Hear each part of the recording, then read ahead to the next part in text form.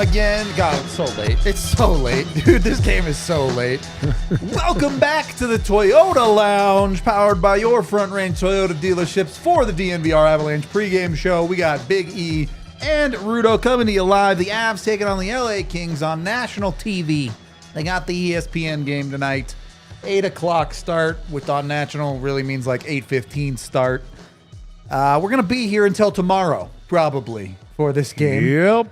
So get ready for that. As far as the Avs and LA, these are two quality teams in the Western Conference. LA still potentially trying to move up the seeding in the Pacific. The Avs we've talked about a lot. They're standing very likely ending up with a 3 seed. This is a word I really don't like to use that much this time of year. But is this game a test for the Avs? Yeah, I agree with you. I think we talked about that. Every game you got to try to find a little bit of a test, right? A little bit of an exam just to see how you respond, see if you're ready for the big dance coming up, right? Or the big final coming up. Yeah. So if we're sticking to education, we'll use education terms, you know. So if you want to get ready for the big final, you know, you need to do the little quizzes and little exams. True. And Kings are... you're right. It is a late game because I can't even see chat right now. Like, that's how bad it is, and I can't read chat. No, I can't even see it. That's all. It's already late.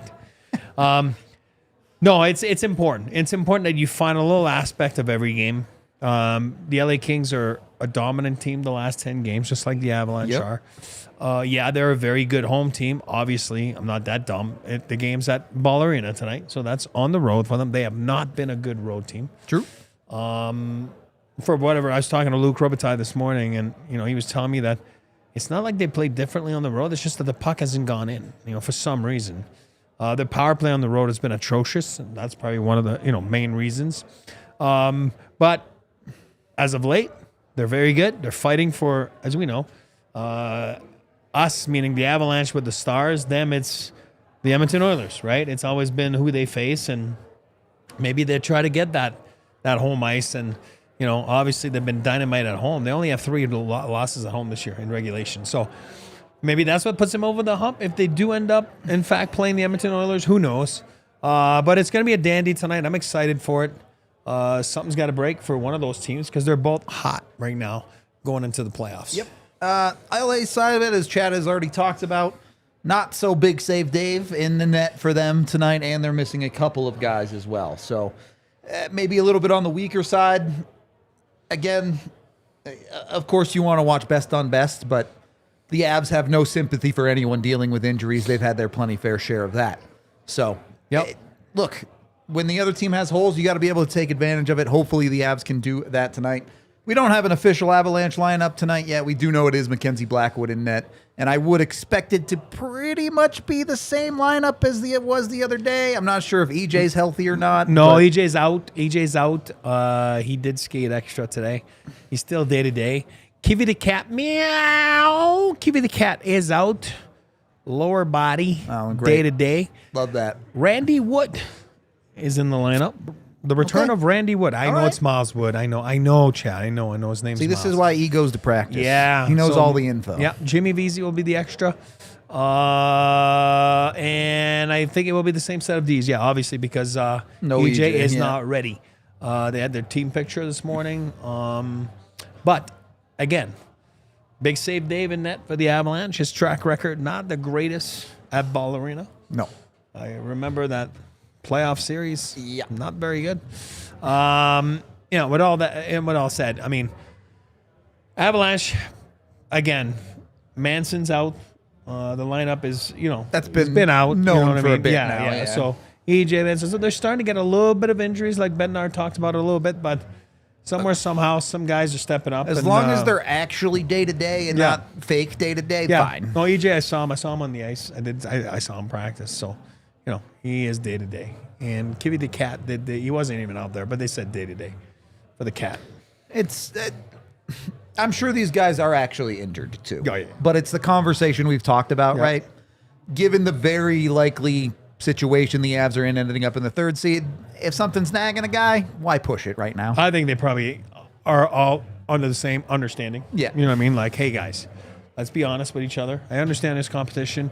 You don't want to, the last thing you want to do when there's competition is to say you're hurt. Trust me, you don't want to be on that sheet right there that says that, oh, yeah, dealing with a little bit of a bad wrist, It's like, no, I'm good. But I think that an honest conversation with all of them together saying, hey, we have room right now. We have extras that need to get in. If you're not feeling 100%, let's make sure we're honest with with one another, and let's do it for the benefit of the team. And maybe that's what you're seeing. Bedsy gave Kivy the little security blanket, tucked him into the press box today. Right. The cat said, "Take a day off, buddy." The cat's awesome. I love the name too. Kivy the Cat. So, realistically, the Avs are reasonably healthy. Yes, sure, Kivy is a third liner, Sure. But there are pretty interchangeable parts here and there in the Avs' bottom 6, which is a testament to their depth that they did not have earlier in the year. Yeah. Where if you lose a guy, you don't feel like all of a sudden there's a hole in your lineup. Yeah. But against the Kings, maybe I'm dipping into your 3 keys here, but the Kings are a tight checking team. They don't give up very much, even on the road. When you look at a team like that, you would love your superstars to just pop off and beat them, but realistically, you should go into tonight knowing it's going to be a hard-working night, right? Yeah, and I think that you have to expect those nights. I think the Avalanche have been able to respond to those types of nights. You would have thought that the LA Kings would be totally different, after McLellan left and Miller came in, and they were playing that 1-3-1, but which I don't believe they still play, but it doesn't matter. No. They still don't score. I True. mean, they don't score a lot of goals. So you just can't be stubborn. We'll talk about it in the keys, but you just can't be stubborn at all. And you want to make sure that, you're very smart with your decisions with the puck. Puck possession is very important. And I say it all the time, and I'll say it again. Nothing free. We don't give up anything free this type of year. You make the other team earn it. If they earn it, raise your tip your cap to them. If it's a freebie, Make them be better than that's you. on you. Exactly. You know what I mean? So Exactly. make sure it's not on you. All right, well, the Avs don't give up anything free, but he's about to give you a free 3 keys to how the Avs can get this game done and win it, and I'm sure hard work is part of the conversation there. Yeah, again, key number 1, very simple. Keep rolling 4, right? It's been so important. It's been such the new image of the Colorado Avalanche. So key number 1, I would say it's keep rolling 4 lines. The depth has been key to success as of late. Each line brings their own identity. Get after their D in every way possible. I think it's very important tonight at home. So keep rolling 4. We like Rudo and I, the top 6, the way it's been the last couple games. We do like it. We assume it's going to be the same thing tonight. I don't feel that there'll be any experimenting there. Again, maybe I'm wrong. I don't think so. And then, key number 2, I wasn't expecting Big Save Dave to be in there, to be honest with you. I really expected Darcy to be there. Goaltending battle. Well, nonetheless, I don't care Big Save Dave or not. Just go out there and, Mackenzie, it's a playoff type game for him. I'll do the other guy across from you. Challenge yourself all night long in the pipes. Very important because the LA Kings are a hot team. So it's an important test tonight for Mackenzie. He's getting back right on the groove. He's been good. He's been more than fine. He was great.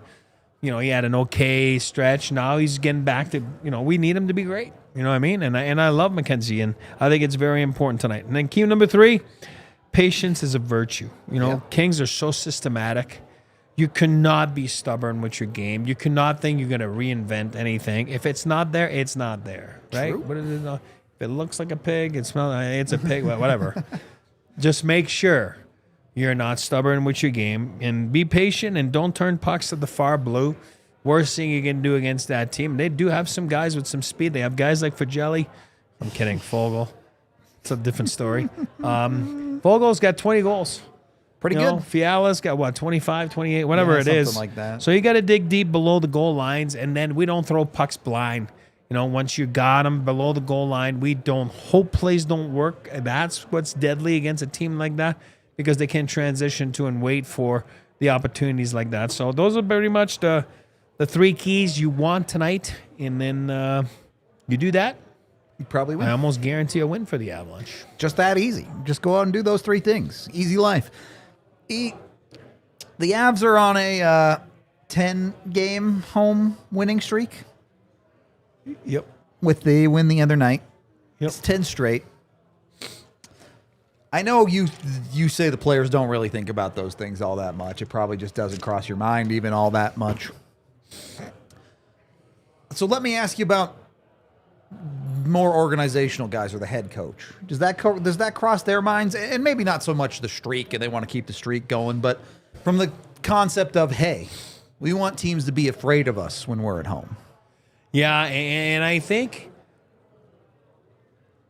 coaches will look at it differently. They look at it more like what we talked about, was it yesterday or the day before, check boxes, right? So they'll be like, okay, you know what? On the 15 things we look at after a game, most teams look at those things as well. They're like, oh, the Avalanche beat us on all of them. That is scary. You know what I mean? Like from zone entries to, quick outs, whatever you want to call it. Any analytics you can think of, scoreboard being one of them as well, because it's the most important one. So I think the Avalanche are a scary team.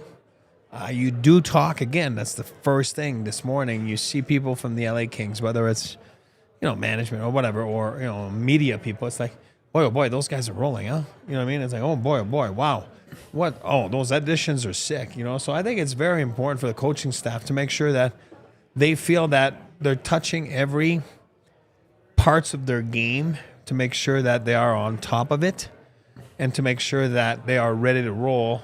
And I think that's part of why you see the experimenting a little bit that they talked about. And again, you'll see less and less and less as we're going down now in the single digit games, right? After tonight, you're down to 9, right? Yep. Right. So once you start to do that, you're pretty much done with the experimenting. I think they do that. But as coaches, they look at it differently. They will nitpick the game way more than players will. And that's part of their jobs. That's why they are tireless workers. And but I think it's important for the Avalanche to feel good, and the coaching staff feel good about their games. Let's be honest. When you're playing a real quality team that is going to make the playoffs too, like LA, probably not the game for experiments. No. If you want to experiment next week in the back-to-back against Columbus and Chicago, Sure. All right, you can try things there. Tonight, I'd like to see what a playoff game would look like between these two teams. And again, I know LA's missing some guys. Avs are missing a few guys at the bottom of their lineup, but I do want to see some intensity tonight. I want to see some of that high-level play come out to the sunshine. It's dark out now, but it was sunny today. It was nice at one. Well, the point. game starts at midnight tonight, so that's why it's a little dark. in the moonlight. The skill can happen. Yeah, I was like sleeping. He was already in bed, and he's like, Look, if this game isn't exciting, I might be sleeping halfway through the game with this late of a start. So might just sleep here tonight. Yeah. Sleep with me during Watch the game. Biggie sleep and snore and make saves as he's sleeping. Like, No, I'm a hopefully, goalie when I sleep. Hopefully the Avs keep us entertained on that one. But I guess I do want to ask you that question too, E, because the Avs schedule is very unique, and they have that 4-day break between their end of the season and the playoffs, so they're guaranteed some time off there. But how do you balance a little bit of the how do you avoid burnout, I guess? Because especially with the start of the year that the Avs had, it's felt like since January it's been push. Do you find ways to maybe take a little bit of that gas off to feel like you're rested enough? I think there's multiple ways to do it. Days off, I think, off. Like, for example, yesterday they had a day off, right? McKinnon did not skate this morning. You know what I mean? So you're talking about, I think you have to manage your practice time. I think he said it yesterday. I think they only have 4 practices till the end of the year. Because I already believe know it. when. Yeah, I believe it for sure. So I think from the load on off days is very important. The recovery is very important. And I think if you look at the ice time the last 10 games or whatever it is, if you can manage that without having McKinnon and those guys play, if you're rolling 4 lines, key number 1, right?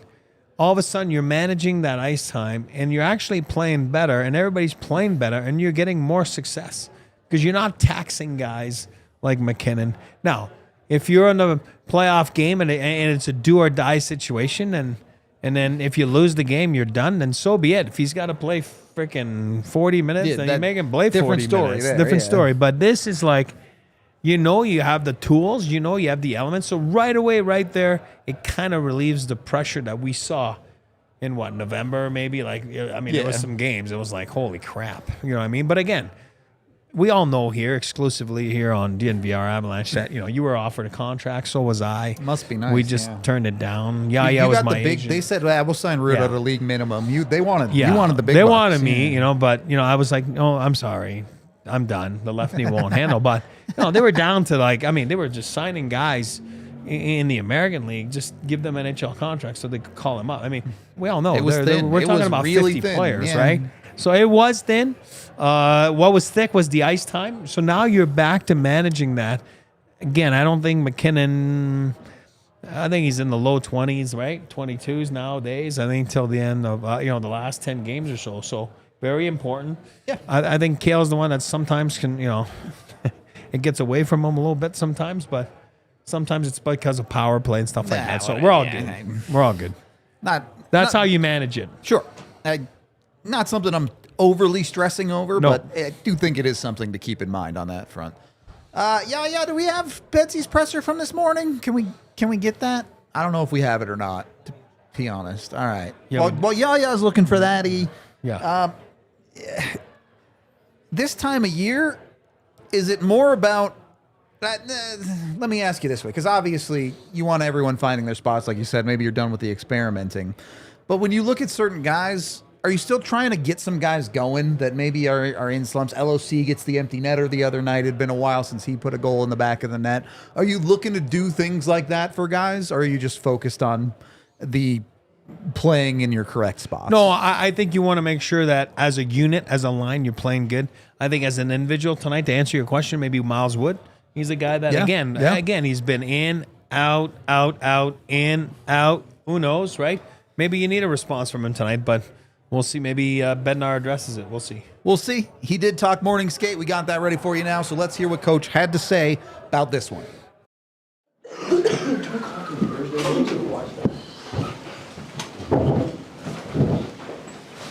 Okay, go ahead, guys. Stevie Renta wasn't out there. Is he Yeah, gonna play he's going to miss tonight. upper lower? Lower, day to day. Is it Miles that's going to go in for him? Yeah.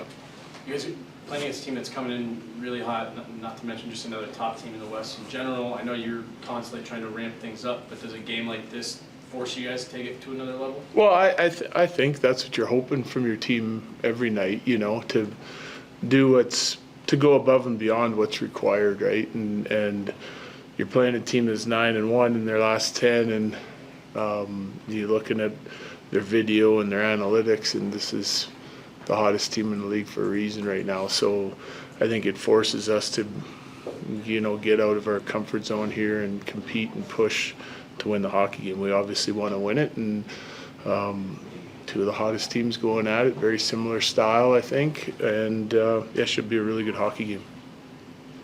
Just Nathan. Yeah. Whenever you guys traded for Ryan Lindgren, it was like him and Casey were like best friends, basically. Like, so just whenever you guys traded Casey away, did you talk to him about that at all? Just about it was like a fun thing that they got to play together for a few days. But Yeah. No, I didn't talk with him about it. No. Just what have you liked or? Yeah, he's fit in. He's fit in nicely. I mean, and his addition and that of EJ has become more important now with guys missing time again. Like Mance is missing time again. G just got back in the lineup, so I think like adding that depth. That's why you do it. So you can be as strong as you can when everyone's healthy and still have other options that can help you win hockey games, right? And he's a big part of that. Talking to Charlie Coyle about his line and that he really wants to kind of fit into that role of bringing the energy and just playing to that identity. Do you feel that he has done that with that line? And yeah, no question. That line's been phenomenal since his addition, and they play a hard style game. I think they're our most effective, like down low offensive line when it comes to not just using the points to create offense, but their down low attack, the way they bring it to the net, cycle it and bring it to the net or pass it to the net front. Like they got some guys that like to crash the net on that line. They found really nice chemistry. They've been good on the defensive side of things. I touched on it the other day. They get a lot of D-zone starts because of his face-off ability and as a right shot center.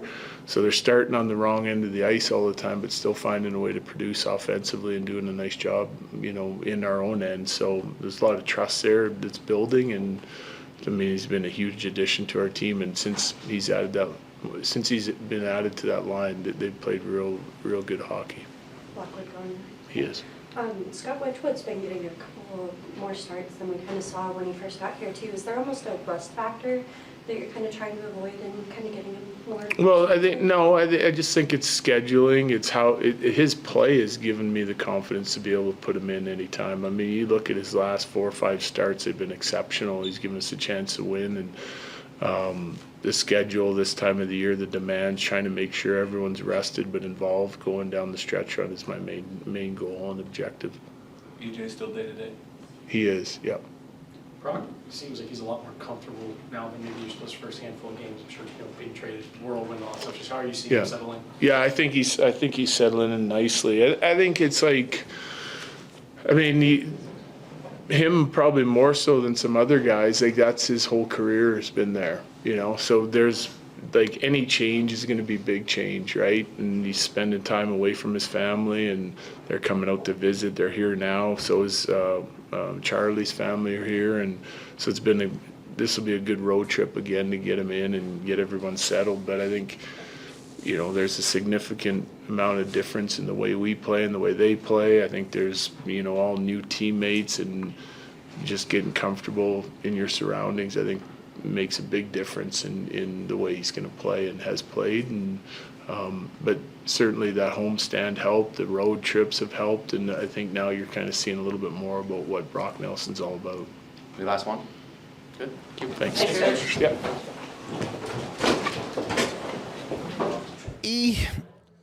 If I were to give you the letter CBT, what do you think it stands for? CBT.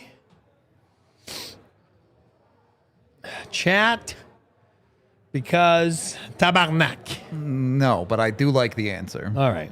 It stands for, in this case, not marijuana, crystal ball time. I was thinking about that. Then I'm like, where's he going with that one? I thought it was that. Give me a name. Yeah, crack. Give me a name, give me a number, E. What do we got? Well, I'm going to take my chances against Big Save Dave here. I'm going to go with Marty Party. Boy. Natchez. He's going to get not 1, not 2, but 3. He's going to get 3 goals tonight for the Avalanche, and they are going to win 5-1. Very, very simple. That was my CBT very of the night. straightforward. Let me bust out a CBT then. Mine's less. I think it's going to be a kind of a grindy game, really. I'm going to go 3-1 Avs. Going to keep it on the low end. Right. I think, you know what? Jonathan Drouin's been trending up lately. I think he puts one in the back of the net. I think he finishes one. See Drouin do it with that top line a little bit. He's been playing up with Mac. Hopefully things look good there. I do want to see the Avs Stars lead the way again. Felt like they've been quiet for a while. They broke out the other night against Detroit. Even if some of them only played okay, they still produced. Take another step. Pop off when you're the Avs' best players. Those are our crystal ball predictions, but we also got some pregame picks for you from Bet365, where things are never ordinary. If you want to get it on ease bet, what was Marty, plus 15,000 or something ridiculous for the Hattie? So if you're looking for the long odds, go with that one. I took the Avs to cover plus 160. I took a Lehkonen point too. Like I said, I want to see that top 6 go ham. And then I took Blackwood's over on saves because, one, I want the Avs to play from ahead. And if the Avs are playing from ahead, they're probably giving up more shots. But two, the Avs have done a really, really good job of limiting shot attempts, shots on goal against lately. Yep. I think Blackwood will be good tonight, but I got this feeling that they might give up a few more shots. I think they're due for a game where they give up a bunch. Well, if it works with my bet, you know what I mean, my 5-1 prediction. True. Yep. If you're down by a bunch, LA better be shooting a bunch. Maybe we can split the difference. You can have the 5-1. I'll take Blackwood's over on saves. We'll call it good. Either way, make sure you're betting with Bet365. And when you do gamble with them, you must be 21 or older, physically located in Colorado. And if you or someone you know has a gambling problem, call or text 1-800-GAMBLER today.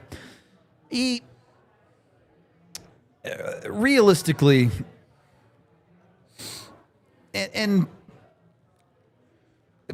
I had a different segment here. We can just have the segment even though Kemper isn't playing. What is it about the ex-player curse in the NHL? Why does it always happen? Why does it always seem like you're able to score on your former teams if you're a skater or you play really well as a goaltender? I think it's like a little bit of a chip on your shoulder, right? I think this is what Vegas built their first year on, right? The Misfits. For sure. I always scored against my former team, always. You know what I mean? It was crazy because you're so bitter. You're so mad you got traded. You're mad they gave up on you. That's the way you look at it. A lot of times that's not why you got traded, but you always look at it like it's a failure. It's a disappointment. So I think you always go and then you find a way to do it. That and the new baby curse, right? You know, you have a new baby, usually you score that day. It's just the way it is, right? You know what I mean? You score for your newborn baby.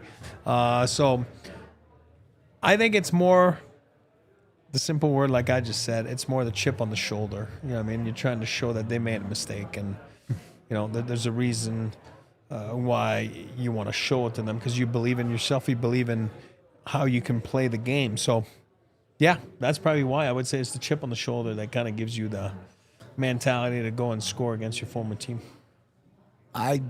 Is it really that simple? It is. All right. But do we have LA? Do we have LA / I mean, Kemper, if he was playing. Yeah, Kemper. But Yeah, you're right, I don't think there's anyone else, but I'm probably missing somebody. Me. Yeah, you. Of course you. It's not a big deal. I mean, I guess Blake is their GM still. And bad guy. He was more of a King first and an Avs second, though. Bad boy, Bobby. I don't know how that works if it's the reverse, because technically the Kings would be his ex-team when he was Scored with the that big Avs. goal in 01 in the playoffs there, Game 7. Just saying. One-timer power play, broke the game open. Easy life. Yep. Easy life on that front. I don't know. I am hoping for an exciting game because it is so late, but hockey can be exciting even when it's defense first. I'll put it to you that. I know a lot of you newfangled fans, you like this crazy opposite. I grew up with dead puck era hockey, all right? If it's physical, if it's hard working, if there's chances, you can have a fun 1-0 hockey game too. It can happen. I promise. I mean that's what Yeah. It is. And Yaya's right. But that's part of it. That's part of the game. That's part of the, you know, what makes the game fun. You know what I mean? And sometimes you have to break through, and sometimes you have to force them to break through. You have to take the lead and make them be uncomfortable, and then they have to open up. And that's when you can throw the dagger and have Marty Barty get a hat trick. You really hate that Game 6 of the 22 Stanley Cup. Worst game to watch. That's time memory. I love that game, so I'm not even mad about Of course it. you love it. We are wrapping things up here, though. Puck drop probably still a little bit more like 10 to 15 away because it is a national game, but we will be doing a watch along here in a bit, so join us for that, and at the very least, join us for the post game afterward. We'll break it all down for you. We appreciate y'all. This has been the DNVR Avalanche pregame show, and we'll see you in a little bit. We all silly like the mayor.